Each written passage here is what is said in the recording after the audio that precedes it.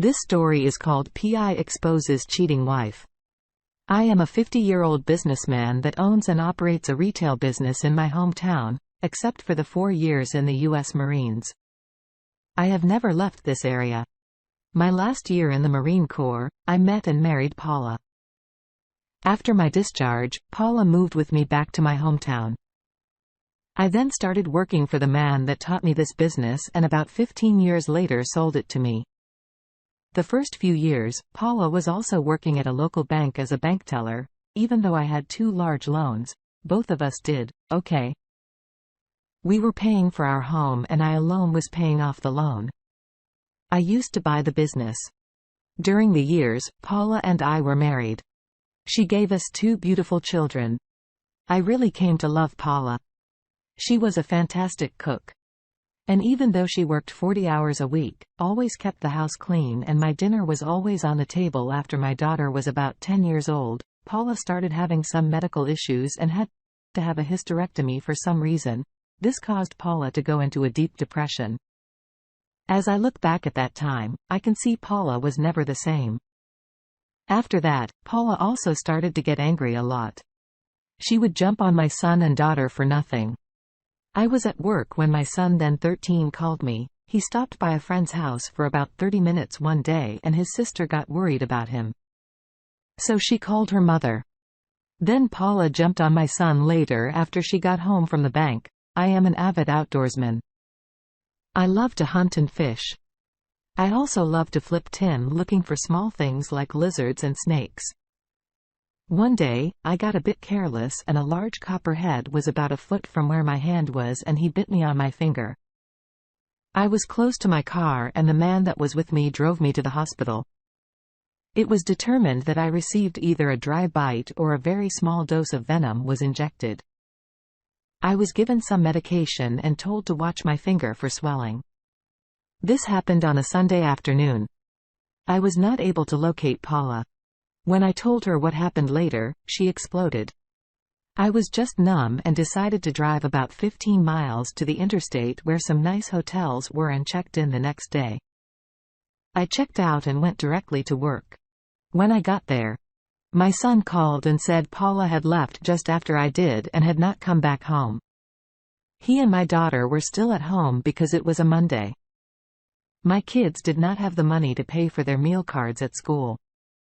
I went directly home, got both my kids and took care of the money. By this time, I was no longer numb. I was pissed. I drove to the bank and discovered Paula was not at work. I had to go back to my business because it was Monday and there were some things that had to be done. My 2 employees could not do so. I went on about my day and after a while pushed Paula out of my mind. I closed my business and headed home. I did not see Paula's car in the driveway, but the kids were at home. Then finally at about 8 p.m. Paula drove up, she spoke to the kids and headed toward our home office and I just slammed the door in her face to her credit. Paula knew I was not in a good state of mind. I had already fed the kids and myself. So Paula made a sandwich and went to our bedroom. I slept in the guest bedroom and that next morning I noticed Paula was giving me wide space. Never once did she say I am sorry. My kids to this day tell me she did not apologize to them either. Then one day, about a week later, Paula suggested we separate and wanted me to move out. I told her I was not moving out and that if anyone moved, it would be her. That was the day I drove into Richmond, Virginia and found a family law attorney. She listened to my story and gave me some advice. First was to record everything while you are alone with her, then speak to the kids and make sure they are not being traumatized. She also told me that she had a high suspicion Paula was cheating on me. Then she said she had a private investigator who was a retired federal agent and was very good at his job. She told me what her firm's billing rates were and I was okay with it. Then she told me the private investigator will call me at my workplace and he is going to need some information about my wife. I met with him and had the information the attorney said he would need. By this time, Paula did start staying with a friend from work, but made it clear that was her house and that she was going to hire an attorney to get me out of it. So for the next 3 weeks, I woke up every morning wondering if that night would be my last night in the house. I got up, fed my kids and got them off to school. Then one day, my attorney called me and said the private investigator had found what we needed and she wanted me to come by her office. So we made an appointment for 2 days later. As luck would have it, I would serve divorce papers. So I took the papers to the attorney and she laughed a bit and said, "My wife has a huge surprise coming." I see the photos. The private investigator took up Paula with her AP to this day. I have no idea what he did for a living or where he worked. I just knew his name was Kurt. There were photos of him and Paula walking into hotels. Somehow this private investigator even got a copy of the hotel registration where they registered as a married couple to this day. I have no idea how they pulled that one off because most hotels I know demand ID from all guests. So Paula's attorney asked for and got an emergency hearing to have me forcefully removed from the house. This was before Paula or the attorney knew what my attorney had. That private investigator had gone to the kids' school and spoke to their teachers as well as the kids themselves. My attorney also had all the photos too. My attorney asked Paula's attorney for a short private chat about 15 minutes before our case was called. When they walked out of that room, Paula's attorney did not look happy and she told Paula they needed to talk as soon as possible because she did not want to go into court today after they spoke. All the smirk was going from Paula's face. She went from boss to beggar in a matter of a minute, asked me for a chance to get back together. The attorney said she wanted to stop the case from going forward, but my attorney said no, she would object to any motions before the court to do it. She assured the other attorney that a divorce was happening.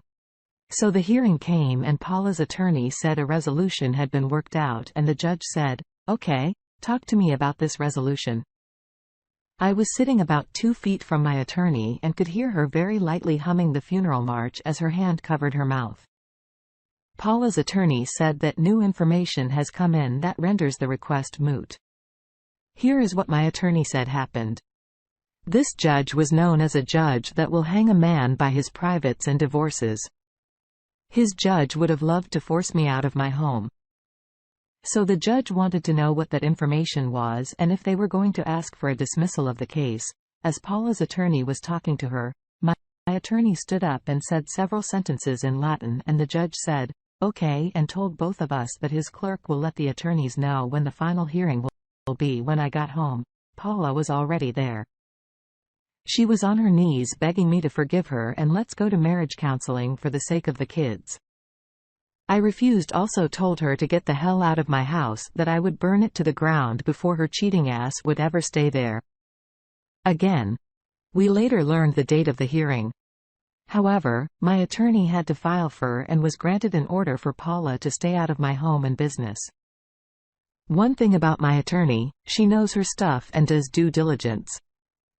When she asks for a court order, this judge granted it because Paula ignored the summons to court. Paula during the hearing was only asking for a chance to be a wife again. She stated she had broken it off with her AP and just wanted to have her family back again when the time came for my attorney to present her case. The first person called was the private investigator. She asked him where he was the night before this hearing. He said observing my wife with the same man. She had been seeing his private investigator when he takes a photo, always lays that day's newspaper in the photo.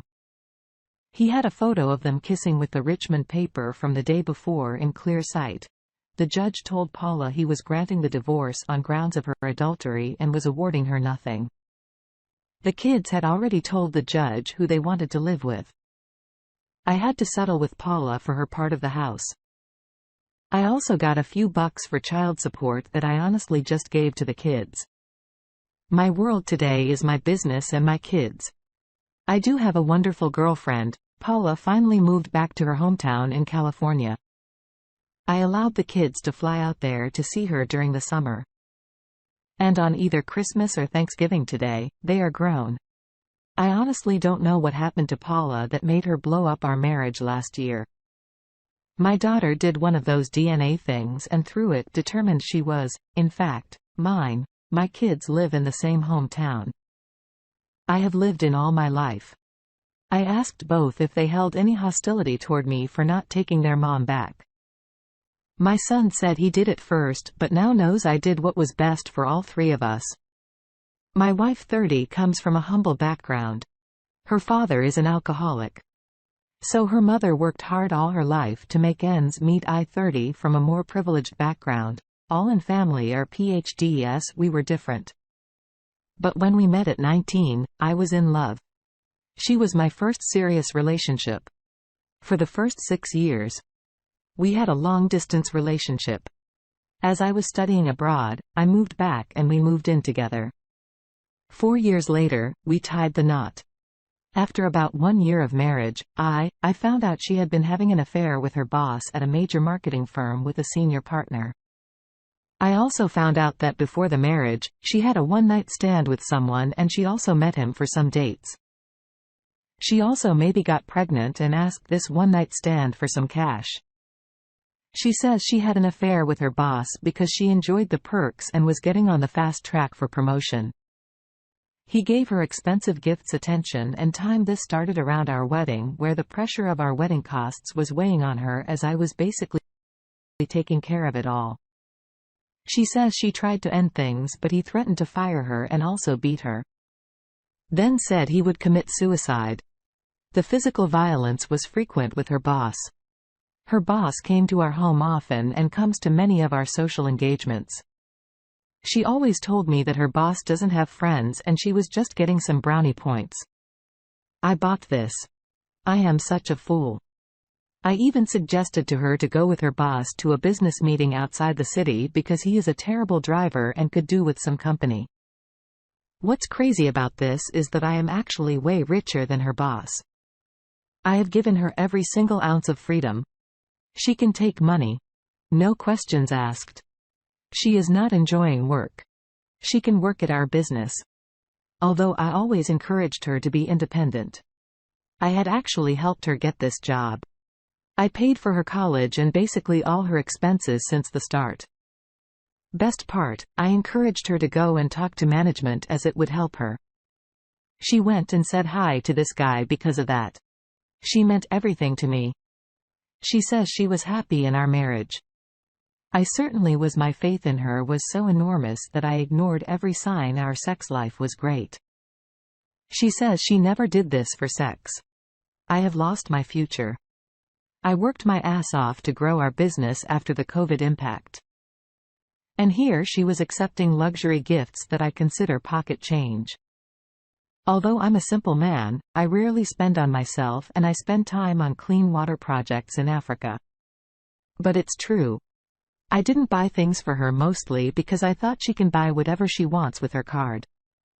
And also because I was working all the time. Also her flea mentioned the book from a prior marriage. She texted him recently and had been having many flirtatious messages. She used to cook for her boss. She messaged him things like she wanted to be with him at night, and she did message him once or twice, expressing concerns that she thought he was leaving her after D-Day. Our worlds have collapsed. She has quit her job and says she has become suicidal. She swears she tried to get out but couldn't, and she hates this guy. She is asking for forgiveness if I can take her back. I can't trust her. Or maybe anyone ever again. Update 1 D-Day. She came home after one of her office parties. She was completely drunk at 3 in the morning. She started mumbling. She wanted kids. I asked her who dropped her off. It was her boss. Something snapped in me and checked her phone. Found out her workplace. This company she works for is awful. I just Googled and found out that in 2018 they laid off all senior management due to workplace harassment. And then someone in 2022 filed a case saying no action on her complaint. AP He is in his mid-50s and fat. Quite an ugly dude. Honestly, she has brought him to our house many times. She has taken me to his house many times. She has introduced him to all our friends. She always said it was because he is lonely and doesn't have friends. The extent of his visits were so much that even when I thought something was fishy, I would think who could be that stupid. My father just told me after D-Day that he had told my mother that I was probably approving of this open marriage. He just couldn't believe it that I didn't suspect anything. Her response after D-Day: accepted divorce, accepted to file a lawsuit for workplace harassment. Quit her job though she needs money and is suicidal to a point that her family doesn't even let her use the bathroom with the door closed. She is remorseful and her family is too. She apologizes to me on an hourly basis, asks for forgiveness and a chance to prove she can change. She is asking me what she can do to make up for this. However, due to the magnitude of her betrayal, I am not considering any form of reconciliation, but it's hard on me to stay firm who's during the one-year-long affair. I have to admit she has asked for psychiatric help and has told me she has severe depression. I never understood the gravity of this and procrastinated on it. She has Googled on topics of how to end things. She has asked me multiple times to help her find a job again. I never understood the severity. So she definitely was going through something. But at the same time, she has sent text to him like she is missing him. It's not that she had an escape in her AP. She was having a full-blown toxic relationship parallel to ours, parallel lives. If you read her messages to him and then to me, you will see night and day with him. It's like a stupid teenager fighting and passionate and crazy with me. It's like calm, happy and a loving wife. I am telling you we had a happy marriage. This is what makes this so devastating. At one point, she is messaging him frantically to come pick her up and she is messaging me at the same time reminding me of some chores and that we have still not formally applied for a marriage license in my opinion. And I am not a therapist. He just needs to cut his losses. If this man doesn't have any children with this woman, he needs to get out and fast. What additional signs do you need that? This woman is a complete disaster. She had a one-night stand and continued to go out with her one-night stand and possibly gotten pregnant and now she is messing around with her boss, man. Come on, women like this are a complete waste.